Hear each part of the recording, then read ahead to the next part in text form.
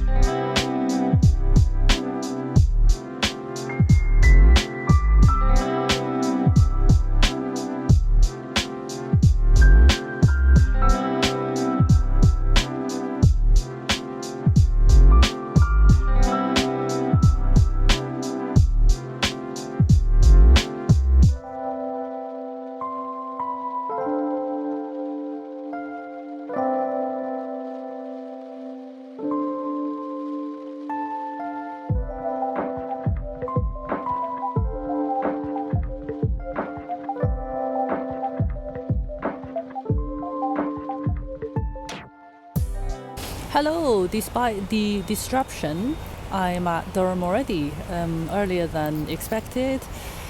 I went to the bus station where the bus replacement was setting off, and there was a railway staff member, very big, had a very big voice as well, and said, "Durham, Darlington, York." So I went up to him and said, "I booked the 9:20 Durham, so this is not my bus, can I?" And he said, get on it, the 9:20 is going to be late." So I thought, oh, prophetic angel. so I got on the bus. That's about 20 minutes earlier than the one I booked. So I got here a lot earlier. So onwards to breakfast, you know where.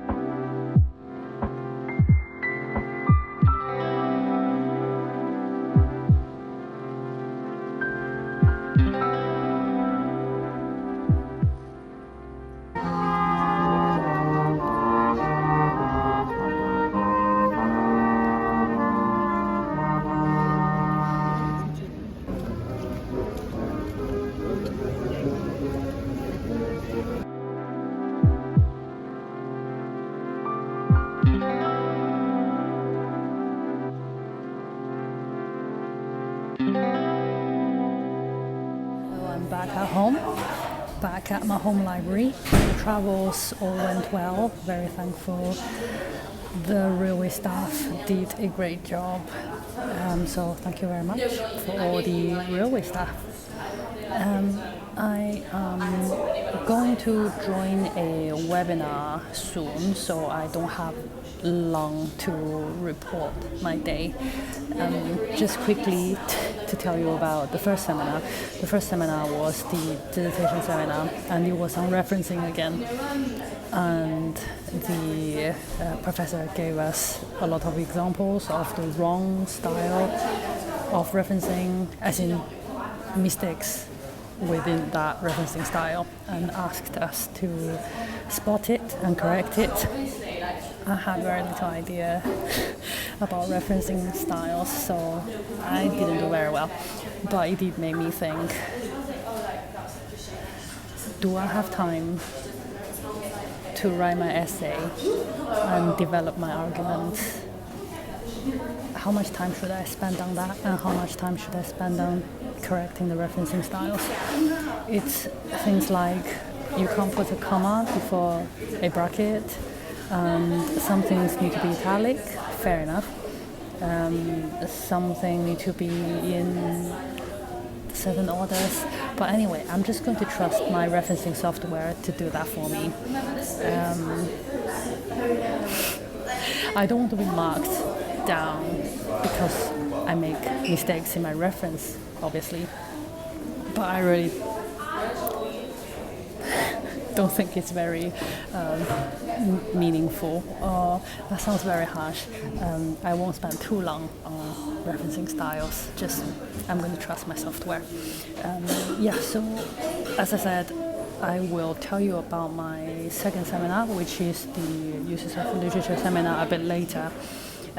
For now, I'm going to get ready for a public lecture by Professor Emma Smith. You might have heard of her. She's quite a famous Shakespeare scholar, and she's from Oxford University, so this is a public lecture run regularly, I think monthly, online for, as far as I can see, anyone who's interested. So if you are interested, you can join as well. So just search Oxford University's English faculty on Instagram, and then they post their link, the sign up link regularly, and you can join as well. As far as I can see, it's a webinar, so I'll find out. I'll tell you when I finish. You don't need to participate. It's not interactive. You just watch it's like watching a lecture. So you can watch it anywhere. You can watch it in your bath if you want. I'm going to watch it while having some M&S bakery, M&S pastry. I'm hungry, and dinner is not for another 2 hours, I think. I also showed you my note cards earlier during lunchtime. This is me experimenting a new way of taking notes and organizing my notes. I will tell you a bit more when I find out a bit more how I get on, but just so you know. Right, I'll get ready and talk to you a bit later.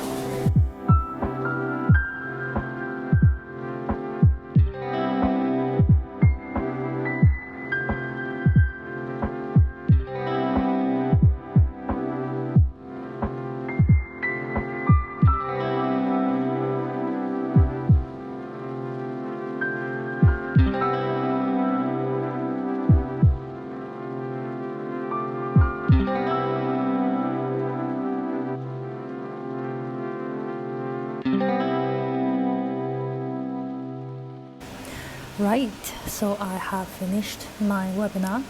This one, the Romeo and Juliet one, was their 10th webinar, and apparently they have 32 to go, so there's a lot more coming. Let's look at a defense to poetry.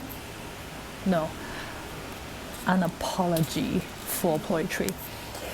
First of all, I said that wrong because it's also called a defense for poesy. And apology means defense. And the poetry he's defending is not how we normally understand poetry, not the verse and William Wordsworth kind of poetry. He's talking about general imaginative literature, so basically what we say fiction. He need to defend it because I don't actually know exactly who's attacking it, but some people are attacking it, and by the sounds of it, like reading between the lines, poetry have dropped a lot in people's opinions, and people say there are a lot of other better things to do. Why would you write poetry or read poetry? There are a lot of other more useful learnings. So Philip Sidney wrote this. And his argument is the purpose of all learnings is virtuous action, and no other subject does it better than poetry.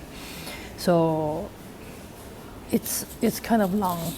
It's not a very big book, and a lot of it is introduction. I'll show you how much actually the text itself. So it's that much. That much? Which is about 40, 50 pages, so it's not very long. But for that one single argument, this is quite a long essay for that one argument, that poetry is the best for teaching virtue, teaching virtuous action. And along the way, along his arguments, one thing he does is to compare poetry with philosophy and history for the same purpose. So which of the three teaches virtuous action the best? So he says philosophy teaches virtue, teaches morality in a very abstract and dry and kind of boring way. The reasoning is difficult to follow. If somebody reads a philosophical treatise, they're already halfway there, because if they want to put the effort in understanding it, they probably understand or halfway achieving what they wanted to achieve already. So he says basically general public, normal readers do not quite understand what philosophers are talking about. And then compared to history, he says a lot more about history. History gives examples of the past, good examples and bad examples. So he says history gives examples, but it doesn't offer guidance. It's like saying it rained yesterday, therefore it will rain today, which is a slightly odd illustration. But his point is, something happened before doesn't mean it's going to happen again. It doesn't offer guidance. And another thing is, history is limited and restricted by facts. So the historians cannot write anything he likes to write. He needs to stay true to the historical figures and facts. Therefore, they cannot offer moral patterns, which means you can't teach moral to say somebody was heroic and brave and sacrificial, therefore he was rewarded. If somebody was really evil, he was punished. That's the kind of morality Philip Sidney wants to teach, but historians cannot do that, because that's usually not the case. Real life doesn't happen like that. So to be able to offer ideal patterns of morality, you have to use fiction. That's his argument. That's why he says poetry is basically have the best of both. There's a quote. He says about philosopher and historian. He says the one by precept, as in by ideas, the other by example, but both not having both, do both hold. It's quite complicated to read out, but the idea is really clear. So the philosopher works by giving ideas, the historian works by giving examples, but both of them only have one or the other, not having both. Therefore, both of them kind of do not achieve the end goal, but poetry does both. Tongue twister. So this is one of his main arguments. And something else that's interesting, is that he examines how the Romans and the Greeks call poets. In Latin, poet means diviner or prophet. So he says it's a highly respectable profession. People respect poet as if they are divinely inspired. Their language is so beautiful, they are as if they are inspired by gods. Obviously he's talking on one level the classical stuff, so the Greek and Roman stuff. So he gives an example in Virgil, I think. Apparently people used to open Virgil just randomly and take verses out of context to tell fortune or something like that. But on the other level, Philip Sidney was a Protestant, a Calvinist, so he believes in Christianity, the new religion of the Elizabethan era. And he talks about the Bible too. So he says David's Psalms are inspired by God, the Christian God. So that's what Romans think about poets. And then he talks about the Greeks. The Greeks call their poet maker. So the word poet means maker in Greek, which I didn't know.